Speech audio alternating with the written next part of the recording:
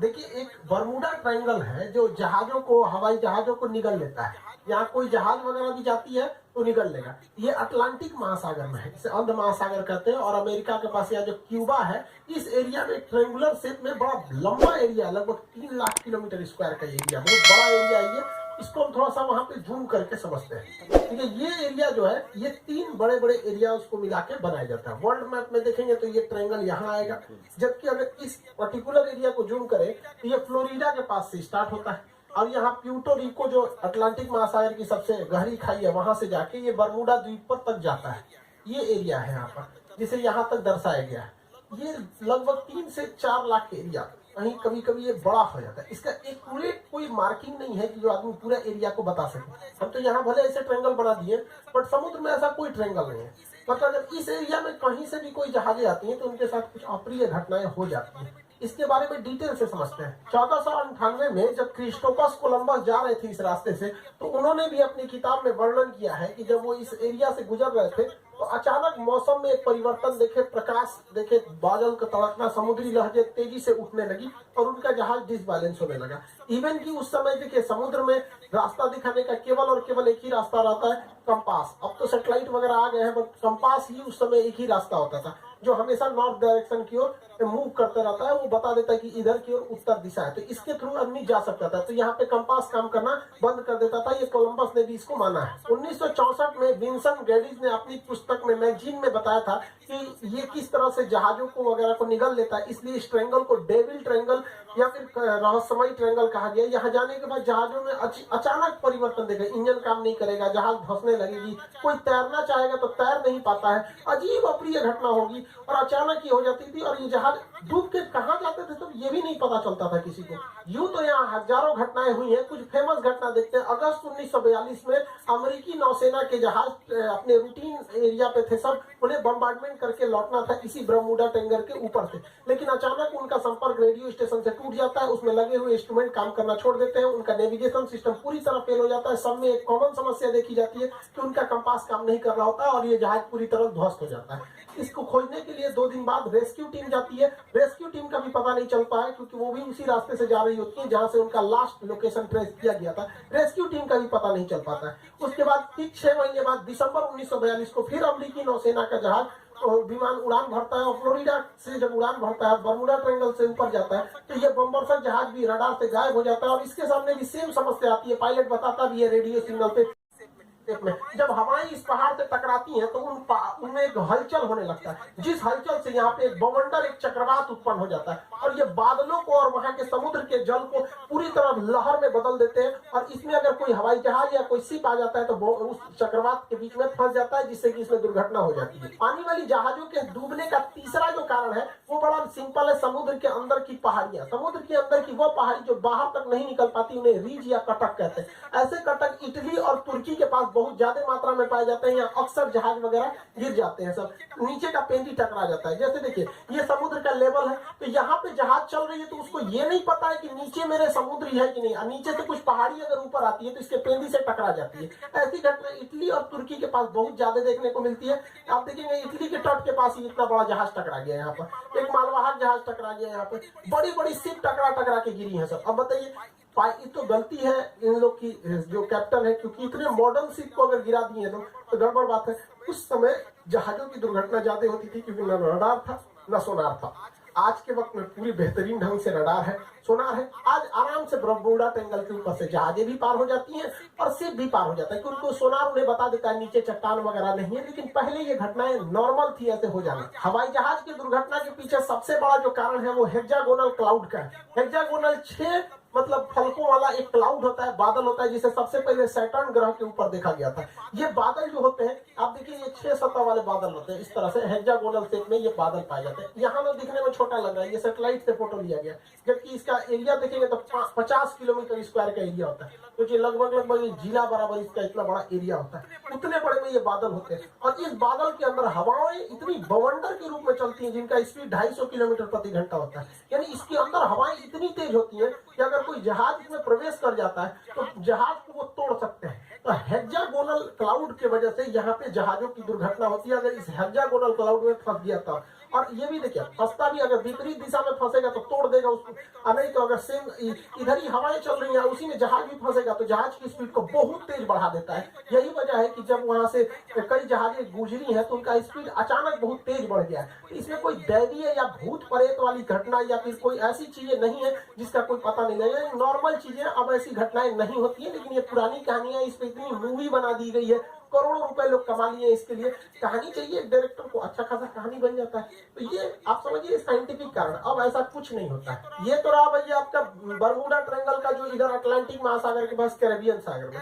ऐसे ही ये घटना जापान के पास हो गई। यहाँ पर जापान के पास भी एक ट्रायंगुलर शेप में एरिया है। वहाँ 1980 में एक जहाज जा रहा था, डर्बी शायद। ये इतना बड़ा जहाज था जो टाइटेनिक से 2 गुना था। यहाँ कई लाख टन इसमें आयरन ओर की मात्रा भरी हुई थी। अचानक ये डूब गया, इस एरिया में अचानक डूब गया। जापान की सरकारी टीम ने उसे रेस्क्यू टीम भेजा था पता लगाने के लिए, वो भी डूब गई। उसके बाद एक हवाई जहाज से रेस्क्यू टीम भेजा गया, वो भी डूब गया। जापान भी डर गया। बाद में पता चला कि भैया सेम चीजें हैं यहाँ और यहाँ दोनों में। तो इसे एशिया का बरमूडा ट्रायंगल कहा जाता था। हालांकि जापान ने इसका नाम दिया था ड्रैगन ट्रायंगल। जापान के जस्ट नीचे था ये ड्रैगन ट्रायंगल नाम था इसका, बरमूडा ट्रायंगल। ऐसा ही एक ट्रायंगल भारत में भी पाया जाता है, उड़ीसा में। उड़ीसा का एक एयर स्ट्रिप है, अंग्रेजों ने बनाया था द्वितीय विश्व युद्ध के समय, जिसका नाम था अमाडा एयर स्ट्रिप। अमाडा एयर स्ट्रिप ये उड़ीसा में स्थित है। यहाँ पे लगभग 150 से 200 अमेरिकी जहाजें यहाँ से आपस में टकरा गई, कुछ गिर गई। और इत्तेफाक देखिए, जब भी इनके साथ घटना होती थी, ना कोई वेदर खराब था, ना ही कोई मतलब हेक्सागोनल क्लाउड थे, ना मौसम खराब, ना चक्रवात, ना हवाओं की स्पीड, एकदम नॉर्मल टाइम पे यहाँ जहाजें गिर गई। आपस में आमने सामने जहाजें टकरा जाती थी। सर इतना खराब काम करता था यहाँ पर। हालांकि द्वितीय विश्व युद्ध के समय अमेरिकी जहाजें यहीं पे उड़ान, यहाँ पे लैंड करती थी और जापान पे बम गिराने के लिए यहाँ से भी जाया करती थी। आपको भी पता होगा कि अंडमान निकोबार तक में जापान आ गया था। तो इतनी जहाजें अमेरिका की यहाँ से क्रैश की गई थी और उनका बहुत सारा हुआ था। हालांकि ये मिलिट्री का एरिया था, इसलिए इस फाइलों को बंद कर दिया गया, बहुत ज्यादा डिस्क्लोज नहीं किया गया। तो ये भारत का बरमूडा ट्रायंगल आप कह सकते हैं। तो ये तीनों जगह, अब इसके पीछे क्या लॉजिक है भैया, आपको बरमूडा का लॉजिक बता दीजिए। जो सेम लॉजिक ड्रैगन ट्रायंगल पे भी है, दोनों सेम है। सुनो ना, क्या तुम्हारे लिए मैं देखिए, एक बरमूडा ट्रायंगल है जो जहाजों को, हवाई जहाजों को निगल लेता है। यहाँ कोई जहाज वगैरह भी जाती है तो निकल लेगा। ये अटलांटिक महासागर में है, इसे अंध महासागर कहते हैं। और अमेरिका के पास यहाँ जो क्यूबा है, इस एरिया में ट्रायंगुलर शेप में बड़ा लंबा एरिया, लगभग 3 लाख किलोमीटर स्क्वायर का एरिया, बहुत बड़ा एरिया है ये।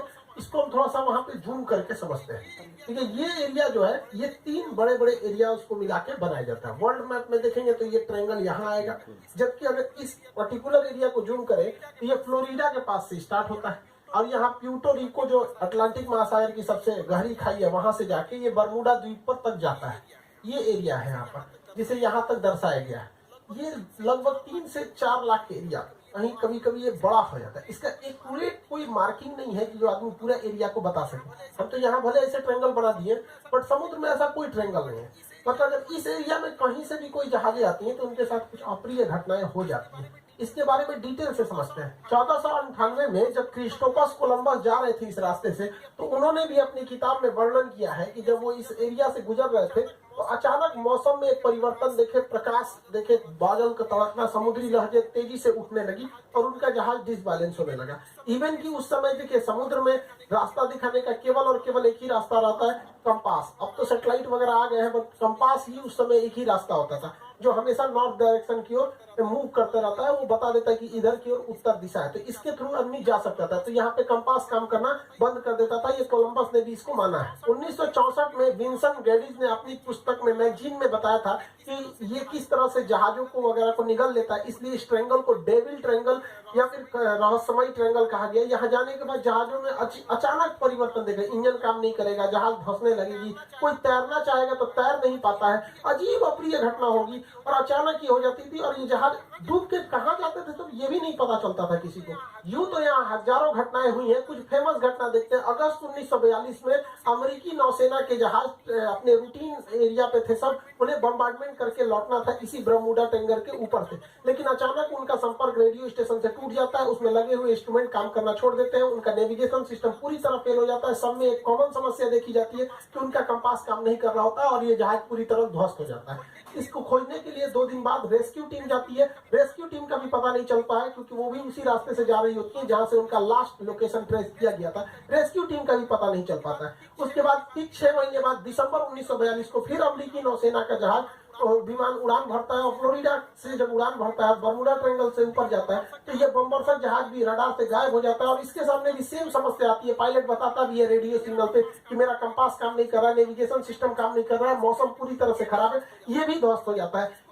इसको जो ढूंढने के लिए जो रेस्क्यू टीम जाती है इसके बैकअप में, तो रेस्क्यू टीम का भी आज तक कोई पता नहीं चला कि वो रेस्क्यू टीम कहाँ चली गई। 1970 में एक पायलट यहाँ से लौट के आए थे, नाम था उनका ब्रूइस गर्नर। ये जब लौट के आए थे, इन्होंने बताया था कि वहां पे क्या क्या घटनाएं हुई थी।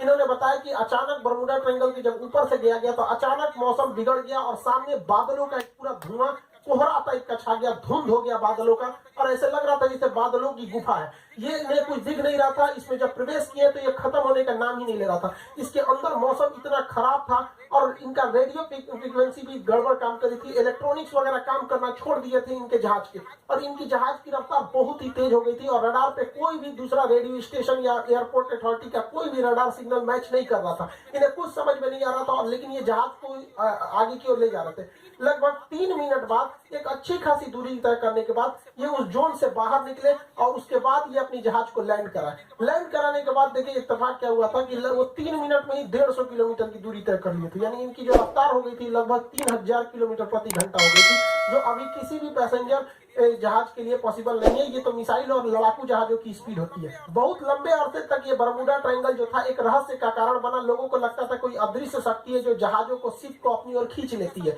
लेकिन ऐसा कुछ भी नहीं है। इसके पूरे रहस्य पर पर्दा उठाया जा चुका है। इवन की बर्मुडा ट्रायंगल दुनिया के 10 सबसे खतरनाक जगहों में से भी एक नहीं है। मतलब सोचिए 10 खतरनाक जगहों में भी इन्हें शामिल नहीं किया गया। इसका मतलब ये एक कहानी है।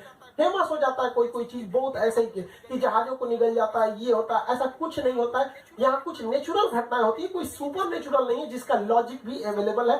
सबको हम लोग समझते हैं। जो जहाजों का मलबा गया और नीचे समुद्र के तल पे, देखिए यहाँ जो एरिया है बर्मुडा का जो एरिया, इस एरिया के नीचे ज्वालामुखी है सब, और ये ज्वालामुखी विस्फोट करते हैं सब। जब भी ज्वालामुखी विस्फोट होता है तो कुछ जहरीली गैसें निकलती है, इसमें मीथेन वगैरह की मात्रा निकलती है। मीथेन गैस वगैरह जब पानी से मिलता है तो उसकी डेंसिटी को एकदम घटा देता है। जब डेंसिटी, समुद्र की डेंसिटी घट जाती है, तो जहाजों को डिजाइन किया गया रहता है समुद्र की डेंसिटी के हिसाब से, उसके घनत्व के हिसाब से, ताकि वो ऊपर तैर सके। डेंसिटी घटने की वजह से अचानक वो नीचे धंसने लगती है, और यही वजह है कि वहां अगर कोई तैरने की भी कोशिश करता है तो नहीं तैर पाता है, क्योंकि उनका घनत्व घट जाता है। जैसे मच्छर जो होता है मिट्टी तेल के ऊपर, पानी के ऊपर तैर रहा होता है, एक ढक्कन मिट्टी तेल मिला देंगे ना, या तो वो मिट्टी के तेल से सूखने से नहीं मरता, उसका घनत्व तो कम हो जाता है और डूब के उसमें मर जाता है। यही घटना यहाँ डूबने के कारण होता है। दूसरा कारण ये है कि बर्मुडा के आसपास के एरिया में छोटे छोटे समुद्री पहाड़ है सब इस शेप में।